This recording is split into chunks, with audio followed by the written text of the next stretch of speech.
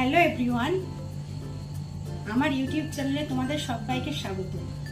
তো বন্ধুরা, তোমরা সবাই কেমন আছো বলো? আশা করি তোমরা সবাই ভালো আছো এবং সুস্থ আছো।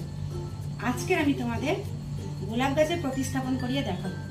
বন্ধুরা, বেশিরভাগ সময় গোলাপ গাছ আমরা নার্সারি থেকে কিনে নিয়ে আসি, নিয়ে এসে আমরা প্রতিস্থাপন করি, কিন্তু সবই মানি, আমরা ওয়েদারের সাথে শ্যুট করি, তারপরে প্রতিস্থাপন করি, সব নিয়ম কানুন মেনেই বসাই। কিন্তু গোলাপ গাছটা কোনো কারণে হয় ডাইভার্ট হয়ে মারা যায়, নলে রুট পচে যায়, বা গোড়ায় জল জমে, অনেক রকম প্রবলেম হয়।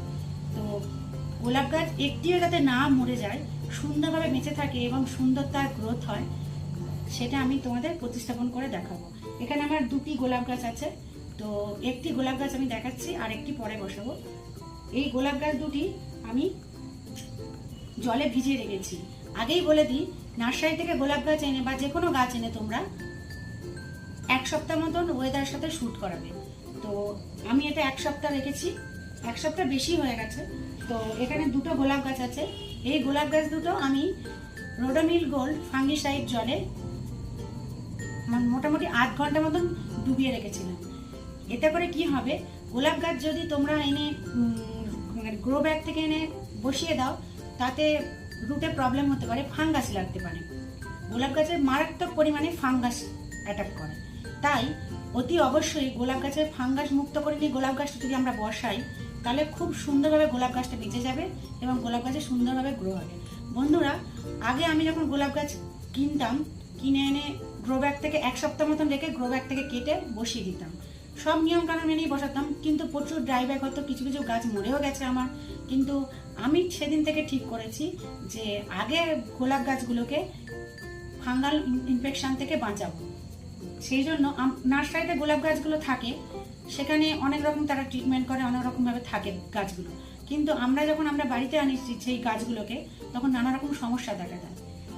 সেই জন্য যে কোনো গাছ, বিশেষ করে গোলাপ গাছের ক্ষেত্রে, যদি আমরা প্রতিস্থাপনের আগে 8 ঘন্টা আগে গাছটাকে যদি ফাঙ্গিসাইড জলে কিছুক্ষণ ডুবিয়ে রাখি, তারপরে যদি গাছটাকে প্রতিস্থাপন করি, তাহলে গাছটা ফাঙ্গাল ইনফেকশন থেকে মুক্তি পায় এবং গাছটা সুস্থ থাকে।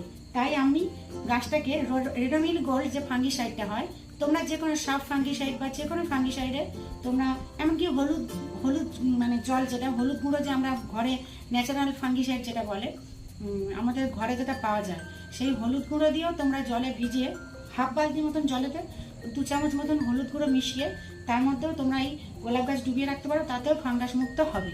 তো এখানে সাব ফাঙ্গিসাইডে দিতে পারো, যে কোনো ফাঙ্গিসাইড দিতে পারো। ফাঙ্গিসাইড তোমরা 2 চামচ মতন দেবে আর হাফ বালতি মতন জল নেবে। এখানে আমি যেহেতু দুটি গোলাপ গাছ নিয়েছি, তো হাফ বালতির একটু বেশি নিয়েছি। তো আমি এটাকে 8 ঘন্টা মতন ভিজিয়ে রেখেছিলাম। আশা করি কিছুটা মানে যে ওই ফাঙ্গাল যুক্ত যে মাটিটা, যেটা মানে খারাপ মাটি, নার্সারির মাটি, সেটা কিছুটা ধুয়ে গেছে। এইবার আমি গাছটাকে প্রতিস্থাপন করব। তার আগে ড্রেনেজ সিস্টেমটাকে ভালোভাবে করে নেব। আর মাটি আমি রেডি করেছি, সেটা আমি বলছি তোমাদের। আগে আমি টবটাকে রেডি করছি। তো আমি এখানে নিয়েছি 6 ইঞ্চির টব। 6 ইঞ্চির টবে খোলামকুচি নিয়েছি, একটা ছোট খোলামকুচিটা তোমরা ঢেউ খেলানো খোলামকুচি নেবে। ঢেউ খেলানো খোলামকুচি হলে জলটা খুব সহজে ড্রেন আউট হয়ে যাবে। তো এই খোলামকুচিটা আমি দিয়ে দিচ্ছি। এবার এতে দেবো সিন্ডার। সিন্ডার দিলে সহজেই ভালো ড্রেনেজ সিস্টেম হয়। বিশেষ করে গোলাপ গাছের ক্ষেত্রে সিন্ডারটা আর বালিটা খুব ভালো জিনিস। তো আমি কিছুটা সিন্ডার দিয়ে দিলাম। এবার আমি একটু বালিও দিচ্ছি। বালি না দিলেও কোনো অসুবিধা নেই, শুধু সিন্ডার দিয়ে কিছুটা মাটি ভরাট করে গাছটা দিলেও ভালো থাকবে। তো যাতে ড্রেনেজ সিস্টেমটা একটু বেশি ভালো হয়, তাই প্রথমে সিন্ডার দিলাম, এবার দিচ্ছি একটু বালি।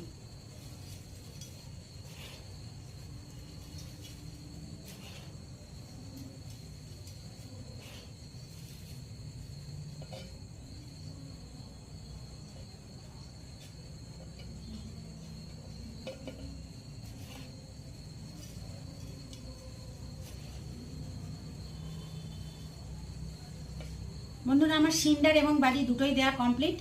এবার আমি তোমাদের বলি, এখানে আমি মাটি তৈরি করেছি। এই মাটিটা আমি মানে 1 মাস আগেই তৈরি করে রেখেছিলাম, কারণ আমি গোলাপ গাছ বন্ধুরা ভীষণ ভালোবাসি। তাই গোলাপ গাছের জন্য মাটি আমি সবসময় রেডি রাখি। এমনি যে কোনো গাছের জন্য, আমার অনেক রকম ফুলের গাছ আছে, সব গাছের জন্যই মাটি আমার রেডি থাকে, আর গোলাপ গাছের জন্য মাটিটা আমি স্পেশালি বানিয়ে রাখি। এতে সেরকম কোনো মিক্সড সার দিইনি, জাস্ট নর্মাল গার্ডেন সয়েল দিয়েছি। এর মধ্যে গার্ডেন সয়েলের সঙ্গে আমি তোমাদের বলেছিলাম আমার কাছে এক ধরনের কম্পোস্ট আছে, সেই কম্পোস্ট আমি নার্সারি থেকে নিয়েছিলাম। সেই কম্পোস্টটা আমার কাছে বস্তা কেনা আছে। তো ওই কম্পোস্টের মধ্যে তোমরা ভার্মি কম্পোস্টও আছে, আর তোমার গোবর সারও আছে, সব রকম মিক্সড কম্পোস্ট। ওটা খুব ভালো কম্পোস্ট, আর ওটা আমার গাছেতে আমি দিই, তো গাছে ভীষণ ভালো গ্রোথ হয়। তো আমি নার্সারি কাকুর থেকে নার্সারি কম্পোস্ট কিনেছিলাম।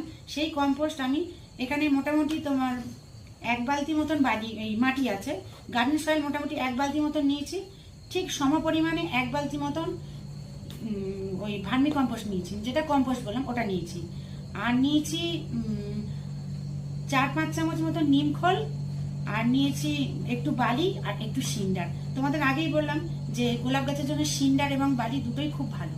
তো আমি ড্রেনেজ সিস্টেমে সিন্ডার এবং বালি দিয়েছি, এবং এই মাটি গার্ডেন সয়েল, যেটা গার্ডেন সয়েলের মধ্যেও বালি এবং সিন্ডার মিক্সড করেছি, যাতে খুব ভালো মানে ড্রেনেজ সিস্টেমটা হয়। আর গাছটা যাতে রোগ পোকার আক্রমণ থেকে বাঁচে সেজন্য একটু নিমখোলও দিয়েছি। আর একটা স্পেশাল জিনিস দিয়েছি, সেটা হচ্ছে ট্রাইকোডার্মা ভিরিডি। সেটা হচ্ছে আর একটা মানে উপকারী ছত্রাক, সেটা একটা ফাঙ্গিসাইড, সেটা হচ্ছে খুব ভালো গাছের জন্য বিশেষ করে। তো আমি ট্রাইকোডার্মা ভিরিডি দিয়েছি 4-5 চামচ মতন। যতটা পরিমাণ নিমখোল দিয়েছি ট্রাইকোডার্মা ভিরিডিও ততটাই দিয়েছি। তো এখানে মাটি রেডি করা আমার হয়ে গেছে, আগে থেকেই করা ছিল।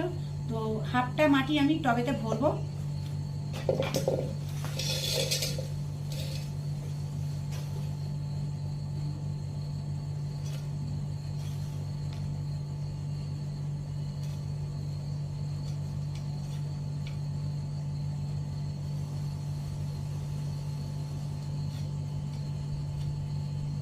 চেষ্টা করবেন বন্ধুরা মাটিটা যেন একদম ঝুরঝুরে মাটি হয়, ওয়েল ড্রেন মাটি হয়।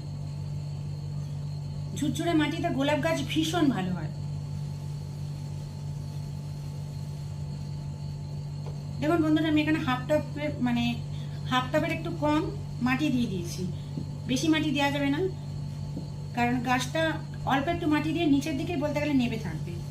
বেশি মাটি দিয়ে গাছ বসানোর নিয়ম না। এবার আমি ফাঙ্গিসাইড জলে যে গাছটা ভিজিয়ে রেখেছিলাম তার থেকে একটা গাছ আমি তুলে এর মধ্যে বসাবো। দেখুন বন্ধুরা, আমি অনেকটা মাটি ধুয়ে নিয়েছি, আর মাটিগুলো এতটাই শক্ত মানে গাছের রুটটা বার হতে খুব অসুবিধা হয়। নার্সারির মাটি খুব বাজে হয়, শক্ত, আঠালো এবং টাইট মাটি হয়, যার জন্য সেই মাটি থেকে শেকড়টা বেরিয়ে গ্রো করতে খুব অসুবিধা হয়। আর এই মাটিতে অনেক ব্যাকটেরিয়া ফাঙ্গাস থাকে, তাই জন্য মাটিটা কিছুটা মতন ধরুন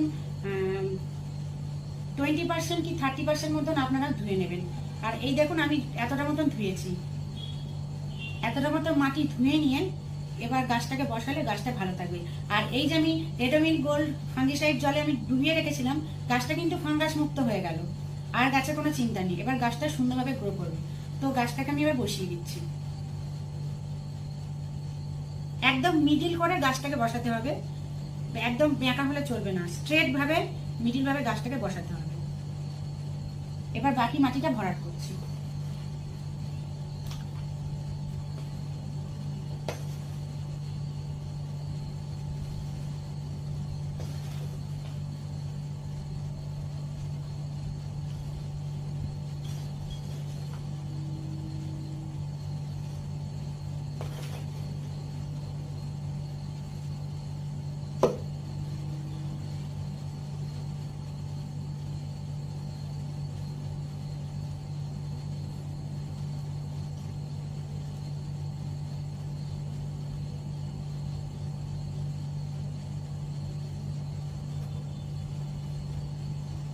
মাটির মধ্যে যদি কোনো ঢেলাযুক্ত মাটি থাকে, 2-1টা থাকলে অসুবিধা নেই, চেষ্টা করবেন একটু ঝুরঝুরে মাটি রাখার।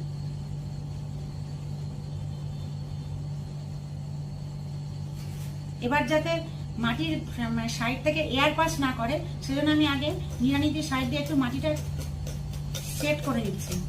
সাইড দিয়ে নিড়ানি দিয়ে মাটিটা দেখুন এইভাবে একটু সেট করে নিতে হবে, যাতে কোনো গ্যাপ না থাকে। গ্যাপ থাকলে ভেতরে এয়ার ঢুকে যেতে পারে, তাতে গাছের ক্ষতি হতে পারে।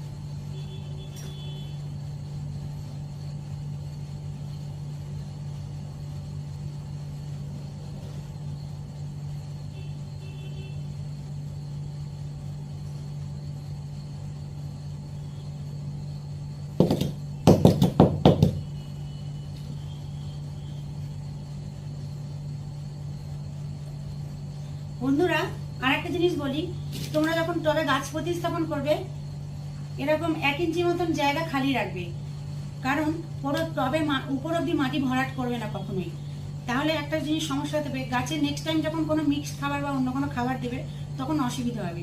তাই জন্য এতটা মতন দেখুন, এতটা মতন জায়গা যদি আমরা খালি রাখি, তাহলে পরবর্তীকালে যখন আমরা কোনো মিক্সড খাবার বা অন্য কোনো খাবার দেবো তখন সহজেই এর ওপর থেকে চাপান সারটা আমরা দিতে পারবো। তো বন্ধুরা, আমার গাছ বসানো কমপ্লিট। একটা গাছই বসানো দেখালাম, এখন আর একটা গাছ আছে, ওটা আমি পরে বসাবো। তো এই গাছটা আমার বসানো কমপ্লিট। এখন এতে আমি হিউমিক অ্যাসিডের জল দেবো। 1 লিটার জলে 1 ml দেওয়া যায়, 2 ml দেওয়া যায়, কোনো অসুবিধা নেই। হিউমিক অ্যাসিড গাছের জন্য, গোলাপ গাছের জন্য, সমস্ত গাছের জন্য হিউমিক অ্যাসিড খুব ভালো।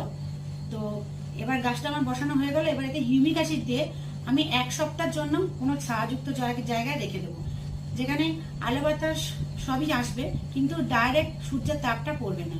এরকম একটা ছায়াযুক্ত জায়গায় 1 সপ্তাহের জন্য এই গোলাপ গাছটাকে আমি রেখে দেবো। 1 সপ্তাহ পরে পুরো ফুল সানলাইটে এই গাছটাকে আমি আবার দিয়ে দেবো। তো বন্ধুরা, গাছ আজকের মতন গাছ বসানো আমার কমপ্লিট হলো। তো আরেকটা কথা বলে দিই, 1 সপ্তাহ পরে গাছ যখন সানলাইটে আমি দেব, তার ঠিক 10 দিন বাদে আমি রুট ট্রিটমেন্ট করব। আর রুট ট্রিটমেন্ট করার জন্য অবশ্যই দরকার উপযুক্ত জিনিস। সেই জিনিসগুলো হলো 1 লিটার জলে 1 গ্রাম ম্যাগনেসিয়াম সালফেট এবং 1261 এই দুটো জিনিস তোমরা 1 লিটার জলে 1 গ্রাম 1261 এবং 1 গ্রাম ম্যাগনেসিয়াম সালফেট এগুলো মিক্সড করে তোমরা গাছে দেবে। তাহলে কি এই রুট মানে গোলাপ গাছের যে রুটটা একদম দারুণ থাকবে। আর মাঝে মাঝে হিউমিক অ্যাসিডের জল দেবে, তাহলে গাছ খুব ভালো থাকবে। গোলাপ গাছের রুট ট্রিটমেন্ট গাছ প্রতিস্থাপনের অন্তত 10 দিন বাদে গোলাপ গাছের রুট ট্রিটমেন্টটা করবে। আর এই রুট ট্রিটমেন্টটা তোমরা অন্তত 1 মাস করবে, তাহলে গাছের রুটও ভালো থাকবে এবং গাছটা খুব সুন্দর গ্রোথ নেবে, গাছটা খুব হেলদি থাকবে, গাছ মরে যাওয়ার কোনো চান্স নেই। আর এখন এই গাছটা যেহেতু নতুন বসানো হয়েছে, বৃষ্টির জল কোনো মতেই দেওয়ানো যাবে না, মানে বৃষ্টি হলে গাছটাকে একটু সেরে রাখতে হবে। তোমরা নতুন গোলাপ গাছ বসালে বৃষ্টির জলের সঙ্গে সঙ্গে দেবে না। গাছটা যখন ভালো গ্রোথ নিয়ে নেবে, একটু বড় হয়ে যাবে, তারপরে তাকে বৃষ্টির জল খাওয়াতে পারো। গাছ প্রতিস্থাপনের পরে একদম বৃষ্টির জল যাতে না লাগে সেটা তোমরা অবশ্যই লক্ষ্য রাখবে। তো বন্ধুরা, আজকের মতন ভিডিওটা আমি শেষ করছি। যদি ভিডিওটি ভালো লেগে থাকে তোমরা অবশ্যই কমেন্টে জানিও আর আমাকে সাপোর্ট করো। তোমরাও ভালো থেকো, আর এইভাবে তোমরা গোলাপ গাছ করো, দেখবে তোমাদের একটা গোলাপ গাছও মরবে না, খুব ভালো থাকবে আর গাছ খুব হেলদি। ধন্যবাদ আমার সাথে তোমরা এতক্ষণ থাকার জন্য। আজকের মতো